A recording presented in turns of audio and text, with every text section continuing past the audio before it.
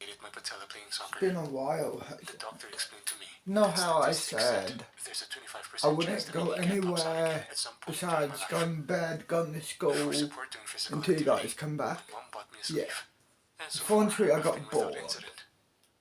So, as my knee began to ache, I booked me another pocket dimension. my sleep at the hotel.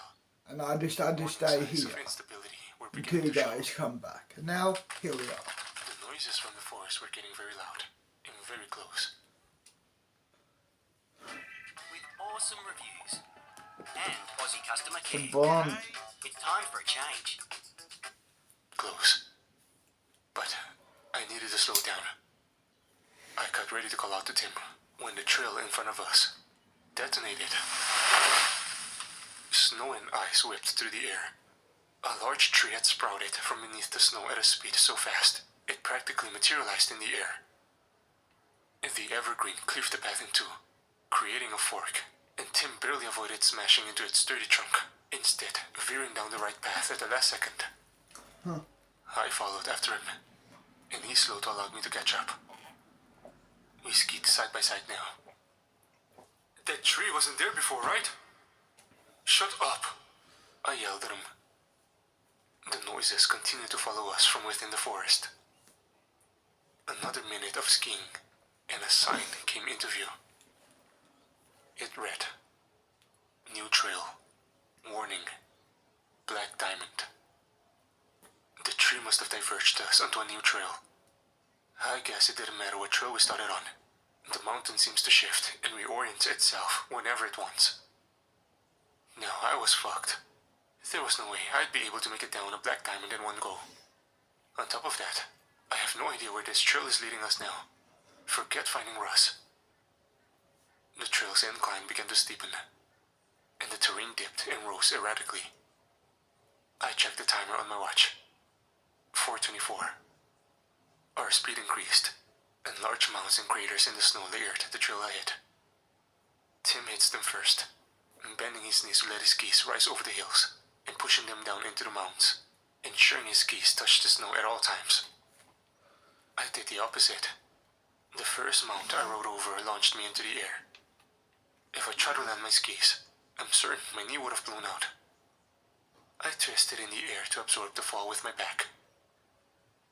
Someone turned the lights off for a second.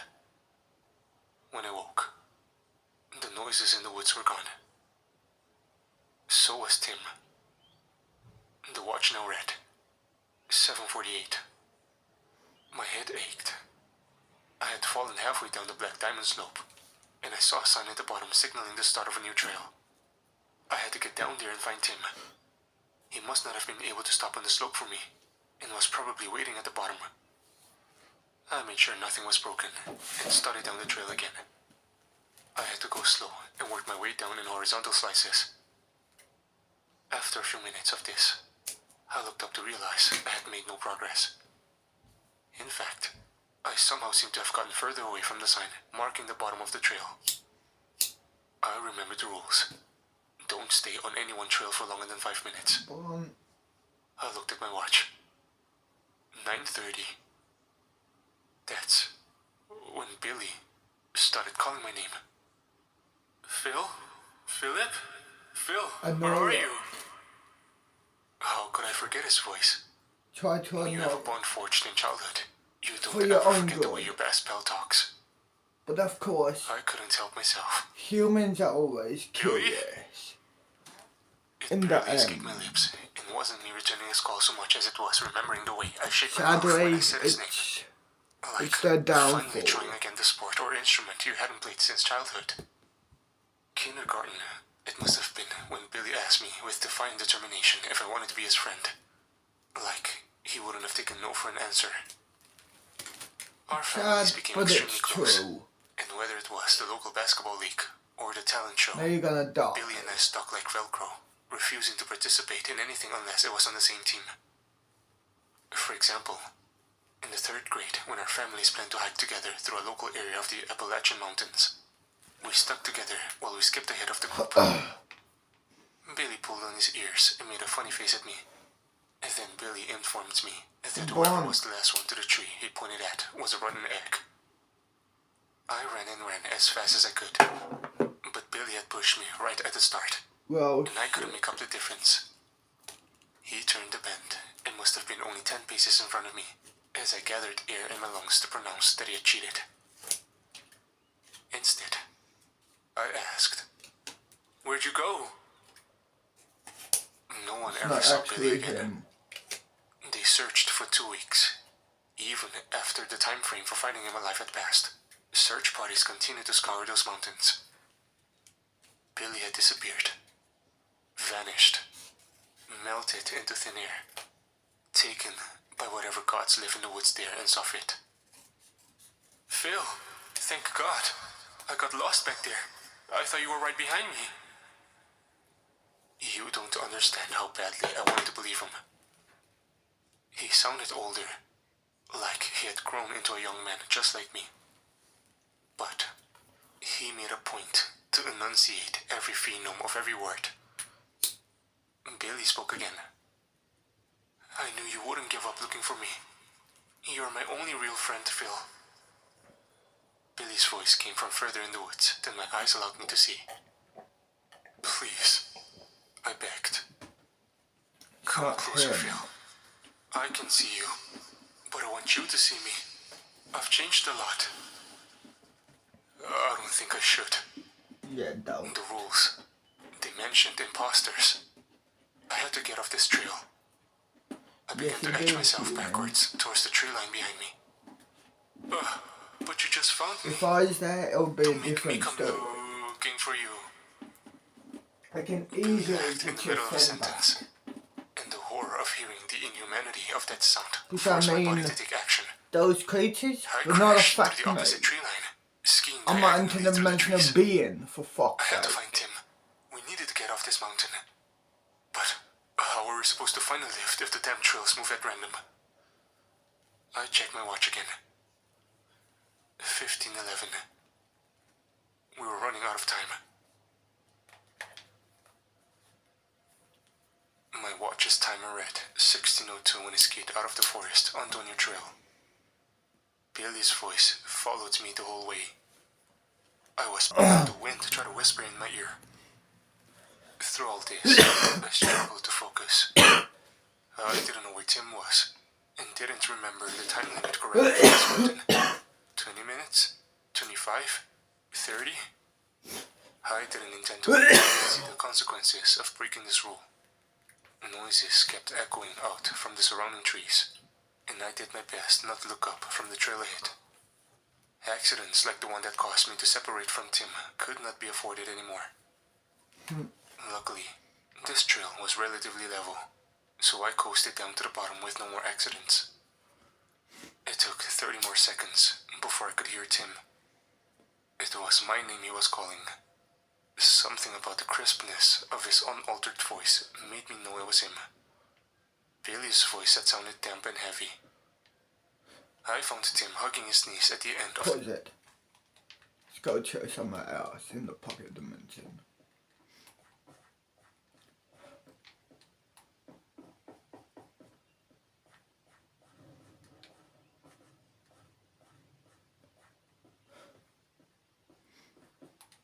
Go to down here, though.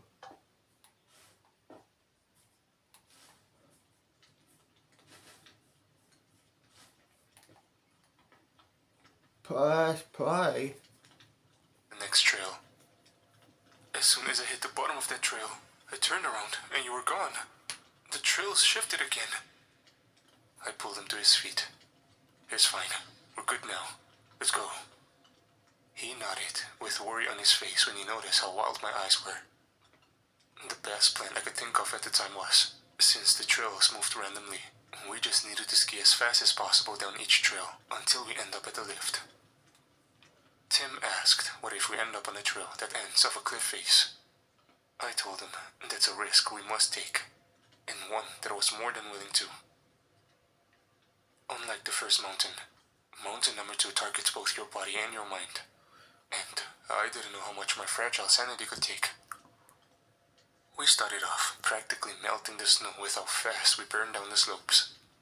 It required all the concentration I had left, as I identified the smoothest way down on each trail we passed through. Still, Tim pulled ahead, evidence of his superior skiing. We somehow managed to make it through another Black Diamond, incident-free, when our saving grace rose into view. There! Lift! Tim pointed. It was at the end of the next trail. A blue square. Nothing special. I checked my watch again. 1902. A memory floated.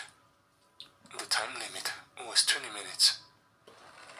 From behind us, wood was cracking and splintering. Further up the trail, I could see the trees moving. Not from the wind or any natural phenomena. No, these trees sliced through the snow like a snorkel through water. I felt the spike of lightning stab me through the nape of my neck. It must have been my body producing an extreme fight-or-flight reaction. It does. No. There's a lapse in my memory from that moment to when we made it to the lift. It was there. We finally saw Russ again. Wait! Tim and I stood next to the lift, maybe 10 meters from the end of the trail. Russ was almost halfway down, skiing erratically and throwing his hands in the air like a blow-up in front of a car dealership. A wave of trees was crashing down upon him. They closed up the trail behind him like a zipper, slamming into each other and creating a great wall of wood as they went. There was space between Russ and the moving trees, but they were gaining. We could barely hear him, even though you could tell he was screaming like a girl.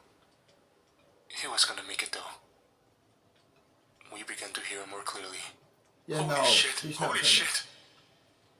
He couldn't have been more than 10 meters from the end of the trail when he faltered, tipped, and tumbled into the snow. Yeah. Russ? He's not going. Tim pushed off his skis, heading for Russ. Take that over, don't He go. was out of my reach for me to grab him. Of all the horrific events that transpired on those mountains, for some reason, this is the one that frequents my mind the most. I didn't sleep for a month afterward, until I was forced to admit to myself that I can confidently say there was enough time to save Russ. He was close enough, and Tim was fast enough.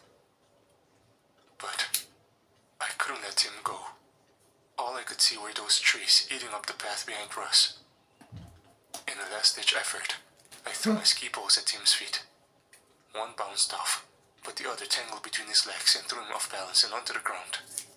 I jumped on him and denied his attempt to get back up. He's right there! Let me go!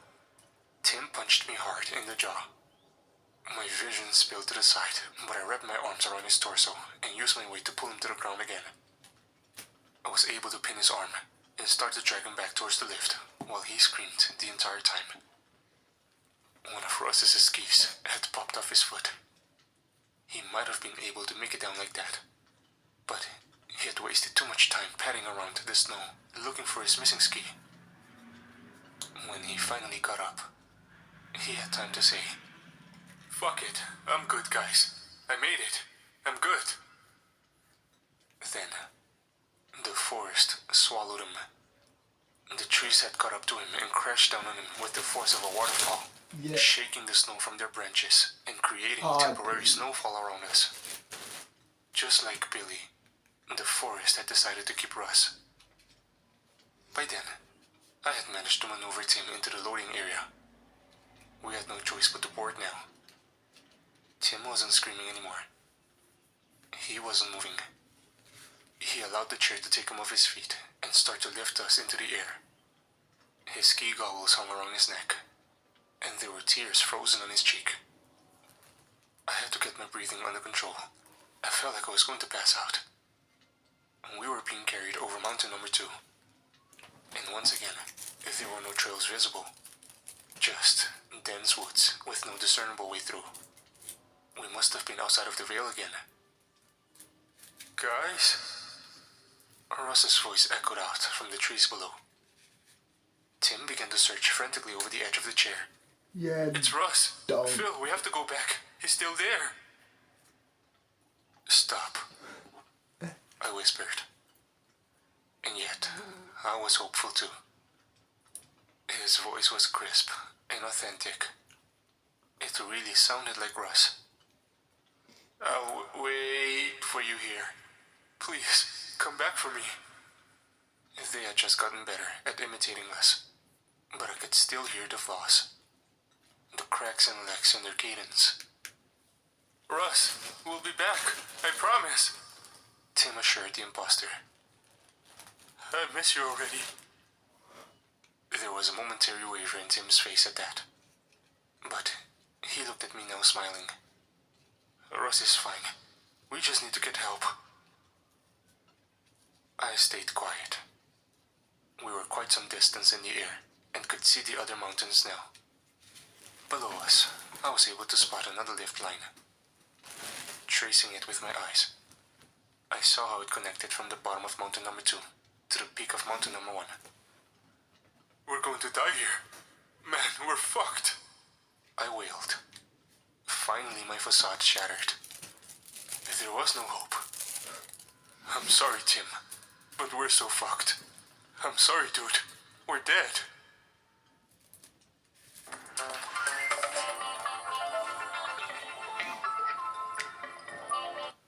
We're dead.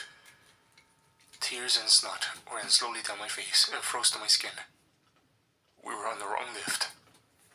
Blotting out most of the sky in front of us was the behemoth. Mountain number 3 waited for us.